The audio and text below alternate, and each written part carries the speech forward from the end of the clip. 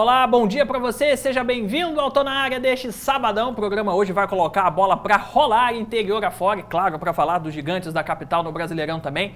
Muita coisa sobre o futebol para a gente debater na edição desse sábado. Então, chegue mais, vamos até às 11h30 falando tudo sobre o futebol do Rio de Janeiro. A gente começa falando da quarta divisão do Campeonato Carioca, a Série C, né? Aqui no Rio tem essa sopa de letrinha, né? A B1, a B2, então a C acaba virando a quarta divisão. A fase principal da competição ia começar agora, nesse fim de semana. Hoje, sabadão, já ia ter jogo. Amanhã, domingo, rodada quase cheia. A federação acabou adiando a abertura da competição em função de estádios ainda não regularizados, não prontos para que pudessem receber o público nessa fase principal da competição. Fato é que a gente já tinha marcado convidados para debater essa competição. Então, em vez de falar da estreia e não só de preparação, a gente vai falar também exatamente dos prejuízos, se é que eles existem, desse adiamento. Quem está aqui com a gente hoje é a galera do Paraíba do Sul Futebol Clube, que mandou bem demais na fase preliminar do campeonato, da quartona, e já está classificado aí, portanto, a fase principal. Então, convido vocês para a gente receber aqui o presidente do clube, o Eduardo Silva, e o zagueiro Igor Ferreira. Bom dia para vocês, um prazer enorme recebê-los aqui no Tô na Área. Já vamos entrar de solo aí, talvez no assunto mais polêmico da semana, que é de fato o adiamento. Paraíba do Sul já não ia jogar nessa semana, né? Porque ia folgar a primeira rodada exatamente por estar vindo da fase preliminar.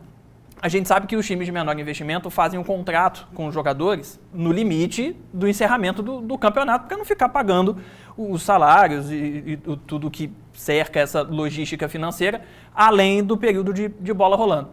E aí, quando a competição é adiada, e ela já foi mais de uma vez, você precisa ficar prorrogando o contrato e tal. É de fato um prejuízo financeiro, como parece para a gente que está de fora, ou é possível de alguma maneira organizar isso? Esse adiamento causa de fato prejuízo ao clube? Primeiramente, bom dia, Leonardo, obrigado pelo convite, né, que nós estamos aqui. E realmente esse adiamento, né, pela segunda vez, isso aí nos prejudica assim na área financeira, para alimentação para os atletas, e aquela parada, né, que a comissão técnica faz. Já está no ritmo, nós viemos de uma seletiva que foi bem intensa, né? E graças a Deus nós classificamos em primeiro lugar. E realmente isso aí é muito prejudica muita gente, muito mesmo. Vocês do Paraíba já estavam em ritmo de jogo. Deixar cair essa adrenalina um pouquinho é ruim para vocês em campo também? Primeiramente, bom dia, né? É um prazer estar aqui. Realmente, a gente vinha de uma sequência de jogos, jogos que foram importantes para a gente. E a preparação continuou e a gente tinha o objetivo de já estar estreando aí na próxima semana, e com esse adiamento a gente perde o ritmo, o embalo que a gente estava, e agora é focar em busca aí, de fazer uma boa fase principal, né? Paraíba do Sul, apesar de levar o nome, né, de uma cidade do interior do estado, lá do Centro-Sul, que é a rainha das águas minerais, né, veio para as Agulhas Negras agora, né, presidente? Mudou aí um pouco a cidade-sede. Conta como é que funcionou essa mudança e qual o motivo. A gente conversava aqui em off, tem a ver um pouco com a logística para facilitar os atletas, porque tem mais atleta daqui, né? A nossa sede está em Barra Mansa, então pertinho aqui de Porto Real, do que lá da região Paraíba do Sul, Três Rios e o Centro-Sul, né? Isso. E como eu falei, Leonardo, em off, a gente estava conversando sobre isso, nós recebemos um convite, né, do Silvinho, que é o secretário de Esporte de Porto Real, e o Ailton, que é o prefeito, né? Ele já vinha conversando isso há bastante tempo. E pela região, né? Hoje essa região Volta Redonda, Barra Mansa, Resende, Porto Real, tem um celeiro de jogadores bons. Bastante. Então isso né, incentivou muito pelo custo também, né? Dessa logística. Vamos ver aqui como é que ficou a questão dos grupos da Série C, né? Porque isso está definido, não vai mudar. A tabela foi adiada em mais uma semana, mas os grupos já estão devidamente montados. Vamos conferir aqui como é que ficou. Vamos acionar o nosso telão interativo. Série C. No grupo A, Ação, Arthurzinho, Búzios, Esporte Clube Resende, que já bateu na trave um acesso algumas vezes, e o Tomazinho, tradicional time lá da região metropolitana. No grupo B, o CAAC, o Campo Grande, tradicionalíssimo, né? Dispensa apresentações, já teve título nacional na história, inclusive. O Séries, o Paduano, outro time importante do interior do estado, e o tradicionalismo também, São Cristóvão, já ganhou até campeonato estadual. No grupo C, o Atlético Carioca, que ia contratar o Jobson, mas não vai conseguir, o Brasileirinho, o Paraíba do Sul, o São José e o Teresópolis. Temos uma porção aí de times do interior. Igor, como é que é preparar para um jogo, e aí vocês já têm 6 jogos realizados até aqui da primeira fase, sem ter muita ideia do que os times estão fazendo? Tem olheiro, vocês se preparam por vocês mesmo, porque a Série C não oferece uma variedade muito grande de imagens para se preparar para os adversários, né? Verdade. Então, a gente não tem muito acesso à informação dos adversários, né? Mas a gente conta com uma equipe de profissionais que são altamente qualificados. O professor Merica, que Grande Merica. Não caiu de paraquedas no mundo do futebol, né? Já tem quase meio século aí, né, de história no mundo da bola. A nossa preparação física com o professor Denis também, que é excelente, foram motivos pelos quais a gente fez uma grande fase preliminar. Então a gente tem que estar preparado para enfrentar qualquer adversário. A gente não tem que estar preocupado com quem a gente vai enfrentar, se é fulano, é ciclano. A gente tem que estar preparado por nós mesmos. E assim que a gente vai conseguir chegar. Trabalhar com a excelência do próprio clube e o que cada jogador pode oferecer de melhor. Bom, o nosso papo vai ficando por aqui.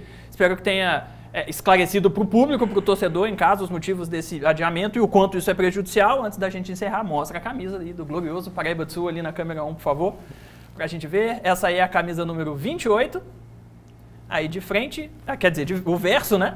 As costas da camisa e agora sim, a parte da frente. Paraíba do Sul Futebol Clube, queria agradecer demais a presença de vocês aqui no Tô na Área, dar boa sorte para quando vocês estrearem, né?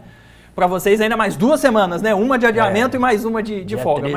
Exatamente, mas quando vocês entrarem em campo, boa sorte, que representem muito bem o interior do estado e agora Porto Real, né? Mais para cá um pouquinho no mapa do estado. Bom dia para vocês e até a próxima. Bom dia, Matheus. Obrigado, tá, Leonardo? Intervalo rápido, vindo aí no Tô na Área, mas antes eu só queria relembrar que o concurso Musa do Leão do Sul acabou, viu, gente? Já conhecemos a representante, a rainha do Barra Mansa Futebol Clube, a gente acompanhou aqui, né? Trouxe a preparação, as candidatas, e a grande vencedora foi a Vitória Carolina, né? A Rebeca Lino ficou na 2ª posição e a Maria Clara na 3ª colocação. Parabéns, claro, a todas as candidatas, mas em especial a Vitória. Grande vencedora, vai ser um ano aí, a Musa do Leão do Sul vai ser figurinha fácil nas partidas do Barra Mansa na Série B2. Agora sim, intervalo rápido, na sequência tem mais futebol feminino aqui no Tô na Área. Até já!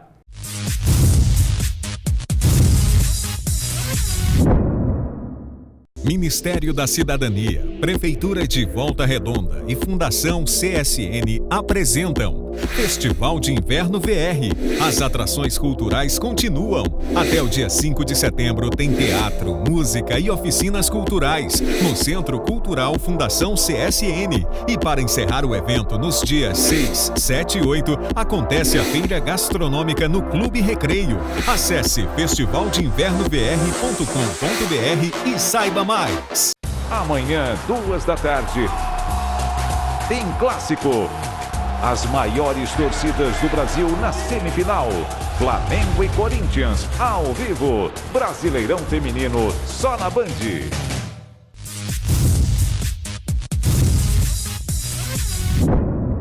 Tô na área de volta. Antes da gente seguir o papo sobre o futebol feminino nesse bloco, conforme eu prometi no encerramento da nossa primeira etapa, vamos arredondar aqui como foi a participação dos atletas do interior do estado nos Jogos Parapan-Americanos Lima 2019, que terminou no último domingo. Linda cerimônia de abertura, né? Comemorando, como sempre, a integração, a acessibilidade, solidariedade, enfim, o Parapan, assim como as Paralimpíadas, sempre um evento muito bacana. Teve atleta do interior e teve medalha também. A gente já até trouxe algumas coisinhas aqui no programa passado, mas agora que a competição encerrou, a gente vai fazer o nosso balanção aqui, assim como fizemos no PAN, né? Vamos começar com o para-atletismo, de onde vieram 2 medalhas, ambas do Felipe Gomes, de Campos dos Goitacazes, 33 anos, classe T11, prata nos 400 e também nos 100 metros livres. Você está vendo aí algumas imagens dele, sempre muito bacana, a gente reiterando, né, semana a semana, evento a evento, os nossos parabéns ao Felipe. O Guilherme Ademilson dos Anjos Santos de Petrópolis é atleta guia, acabou não conquistando medalha porque o para-atleta principal, né, o inscrito de fato na prova, não concluiu nenhuma das 2 corridas que ia fazer, né? Teve alguns problemas médicos, físicos e acabou não concluindo. Então o Guilherme, como atleta guia, o atleta guia ganha medalha também, mas ele acabou não faturando porque o para-atleta principal não avançou. Basquete em cadeira de rodas, o Cristiano Júnior Marcondes de Macaé foi muito bem no basquete para cadeirantes lá em Lima. Foi considerado uma das revelações da equipe brasileira, mas o time brasileiro acabou ficando na 5ª posição. A seleção masculina não trouxe medalha nessa edição do Parapan. O goalball, sim. O goalball trouxe medalha, ouro no masculino, ouro no feminino e na seleção feminina, atleta do interior do estado, a Vitória Amorim, de Itaguaí, 21 anos, foi medalha de ouro, portanto, com a nossa seleção. No judô, a gente teve o Júlio César Conceição, de Itaguaí, 26 anos, B1, categoria acima de 100 quilos. Na 5ª posição, ele perdeu a repescagem para o Antônio Tenório. Ele ficou sem medalha, mas valeu a experiência, foi a primeira competição internacional dele. O Brasil que liderou de ponta a ponta, o Parapan, né? 124 medalhas de ouro, 308 no total. Estados Unidos em segundo, com 185 total. O interior do Rio, se fosse um país, estaria na 14ª posição, com uma de ouro, a do goalball, claro que é a seleção brasileira, mas tem atleta do interior, a gente conta, e 2 medalhas de prata, as 2 do Felipe Gomes. Agora sim, vamos falar do futebol feminino, porque o campeonato estadual está chegando por aí. E aí eu vou repetir o discurso da abertura do outro bloco. A gente passou toda a semana produzindo o programa, fazendo artes, trazendo para você convidados relativos à atração.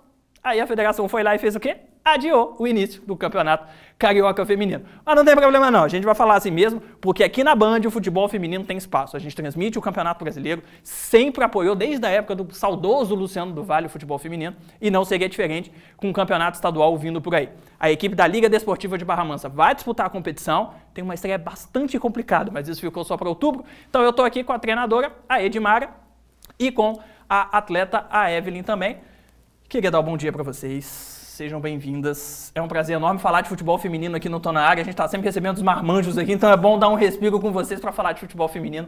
Essa é uma missão da Band que a gente encara com muita satisfação.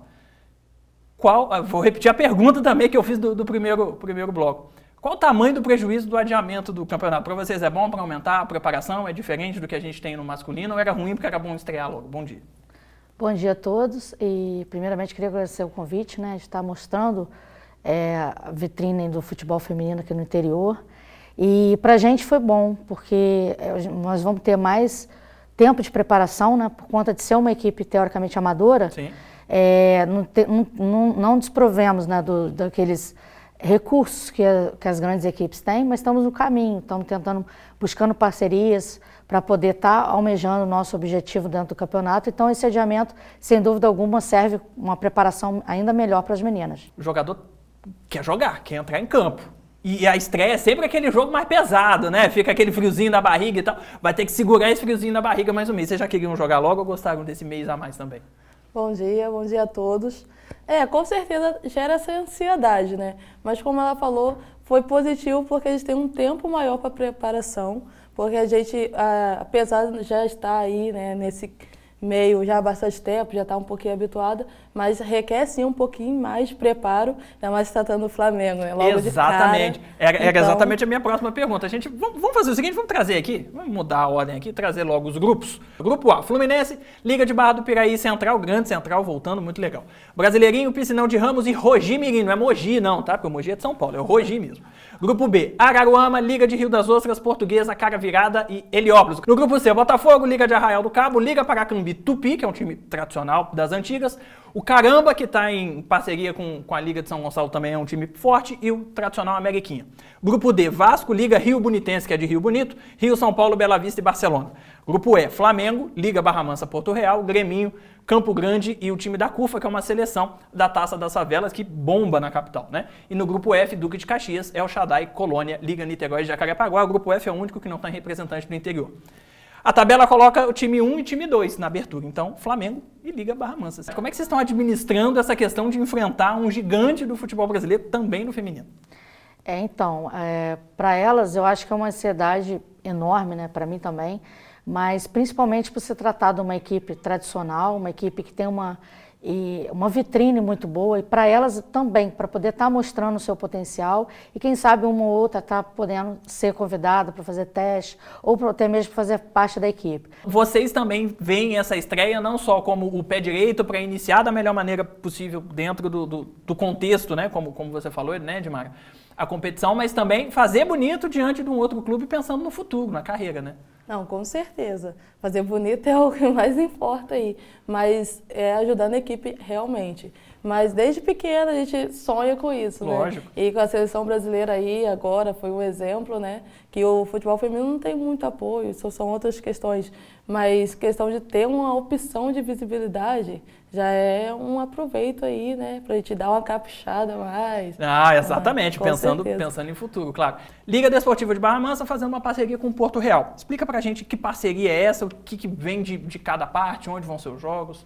Então, os treinamentos, os jogos estão sendo no Porto Real Country Club, e essa parceria veio devido a alguns apoios que o presidente da Liga conseguiu. Então, nós resolvemos fazer a nossa sede lá, né, da equipe. é para abrir as portas mesmo, né?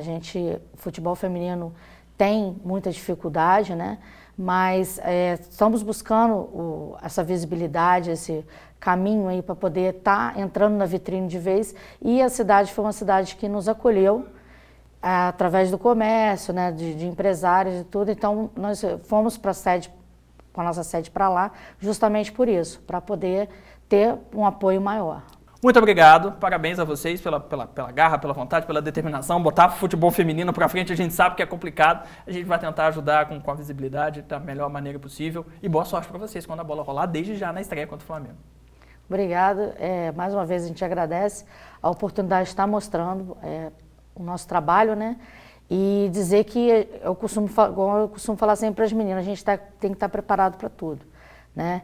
E essa oportunidade elas estão tendo justamente através de dois processos que nós fizemos de avaliação técnica e algumas que a gente já conhecia da maneira de trabalhar. Então agora está na hora delas mostrarem o seu potencial. Chegou o momento, né? Atacante, quero ver gol seu no campeonato, tá? Com certeza vai ter lá. Estufe as redes, por favor. Com certeza. Desafio aceito, hein? Opa, com tá bom. certeza vai ter bolinha. Vamos acompanhar. Valeu, bom dia. Só para deixar claro, a Edmara fala aqui de cobrar as atletas e tal. Ela é treinadora do Las Chicas, que revelou as duas jogadoras que foram para o Fluminense, que a gente trouxe aqui há algumas semanas. Então ela tem histórico e sabe muito bem como é e como fazer para trabalhar com as meninas. Antes de encerrar esse bloco, convidar você para acompanhar de pertinho os Jogos Estudantis de Volta Redonda, o GEVRE, cobertura completa aqui na tela da Band Rio Interior.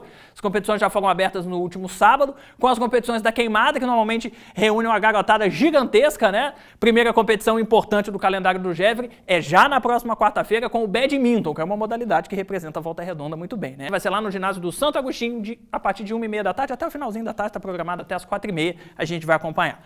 Intervalo rápido, não tô na área, na sequência tem mais futebol com o Brasileirão, B1, B2, até já.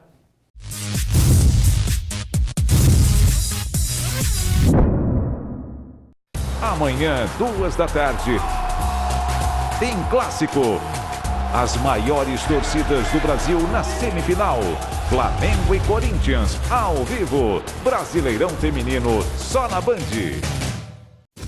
A Sim Locações trabalha desde 2004 oferecendo serviços de organização de eventos corporativos, locação de equipamentos para visita guiada e agora também com terminais e telas interativas. Nós ajudamos você a receber bem os seus clientes e a mostrar tudo aquilo que sua empresa faz de melhor. Fale conosco, 99844-2500. Sim Locações. Mostre o que você faz.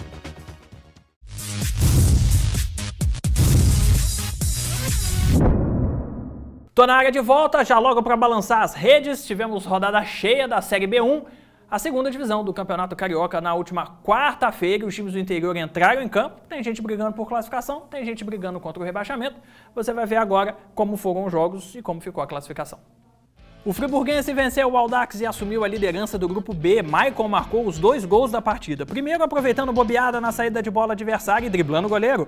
Depois, já no fim do jogo, Luiz Felipe fez boa jogada pela esquerda e o artilheiro do jogo empurrou para o fundo das redes, 2-0 Frisão. O Goitacás bateu o Barra da Tijuca e segue na briga por uma vaga na semifinal. E também teve artilheiro brilhando. Flamel marcou os 2 tentos do Goita, o primeiro aproveitando a bola rebatida na área e o segundo conseguindo se recuperar do pênalti perdido e aproveitando o rebote do goleiro. Quem está no G2 do grupo B é o Sampaio Correia, que goleou o Serra Macaense em casa. Alexandro marcou os 2 primeiros, um de pênalti e o outro deixando a defesa para trás. Kaká Mendes ampliou.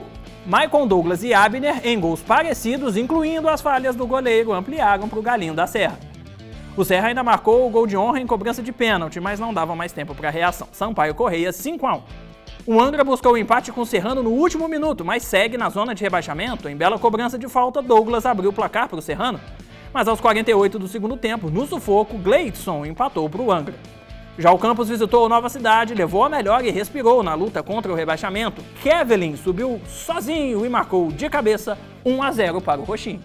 Bom, para me ajudar a comentar e a esclarecer, então, tudo sobre o futebol do interior, os 4 grandes da capital no Campeonato Brasileiro, meu amigo está de volta, está aqui, Walter Cardoso. Bom dia, seja bem-vindo, tudo bem? Bom dia, eu estou muito feliz de estar aqui com você. Eu também, você sabe que eu fico muito feliz. Aliás, eu gostei muito, eu acompanhava a primeira parte do programa, vi você destacando o futebol feminino, falando da 4ª divisão do Rio de Janeiro, e aí que é importante também, não é? É a nossa meta aqui, né, Walter? Dar espaço para essa galera. Parabéns, Léo. Valeu, obrigado. As meninas precisam e a 4ª divisão muito. Também, Porque não tem apoio da federação, né? Nenhum. Não tem, é muito difícil, É muito. E a nossa meta aqui é essa, Ótimo. apoiar a galera.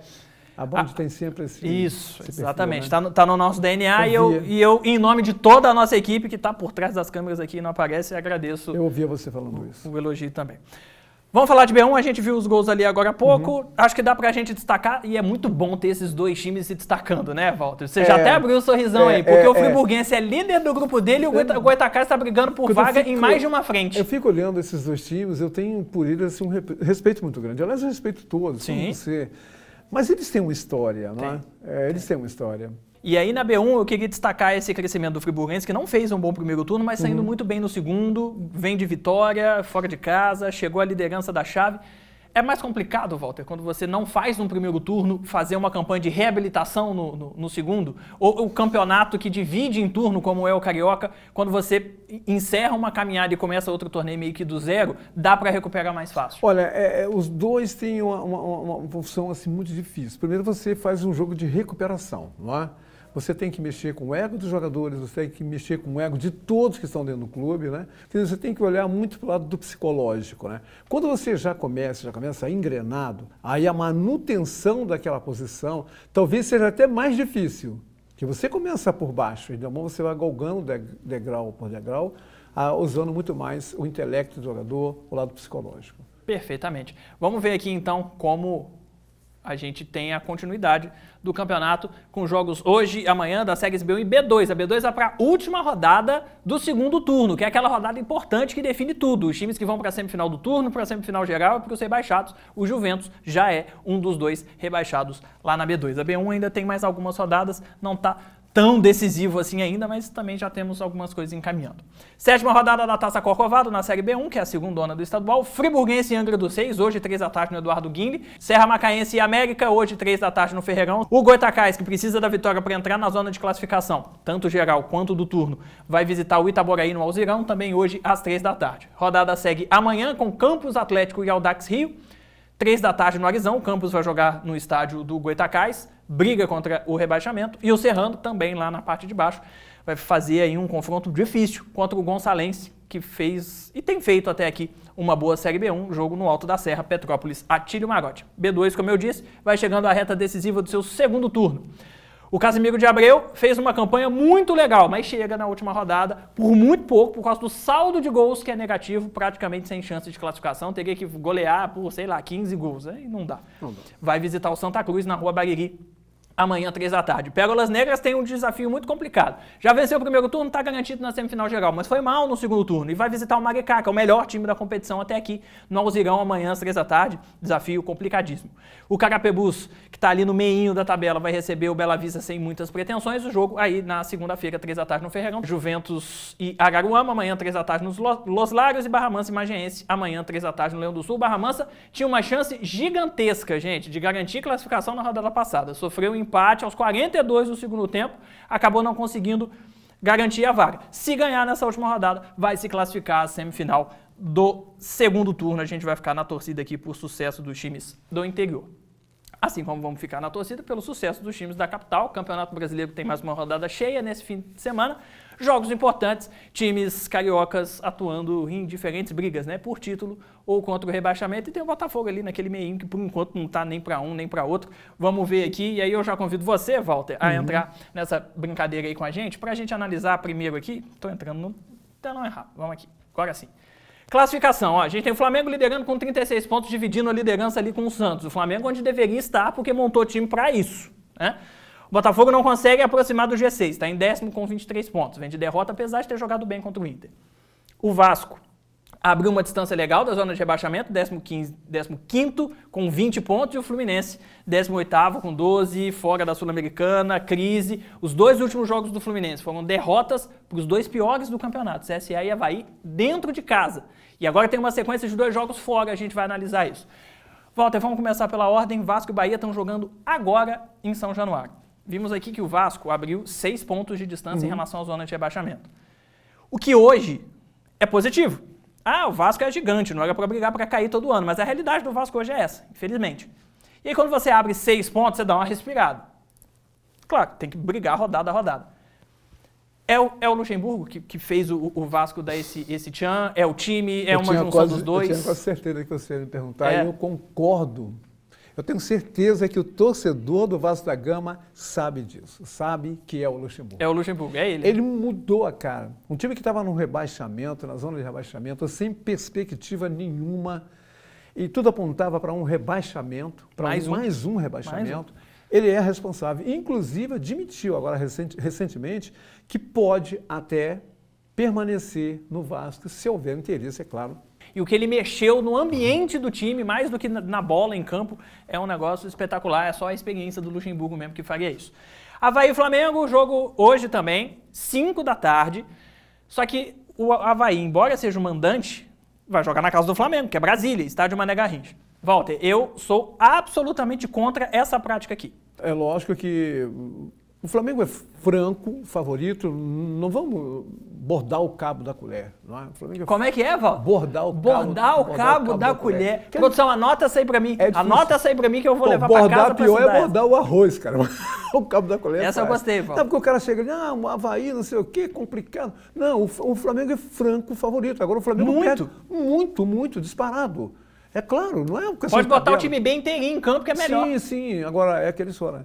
Essa posição nós temos que ter. O torcedor há de entender que a gente está colocando a posição fora do campo. Claro. O Flamengo, se eu tivesse que cravar que agora, num jogo qualquer, é lógico, 70% para o Flamengo.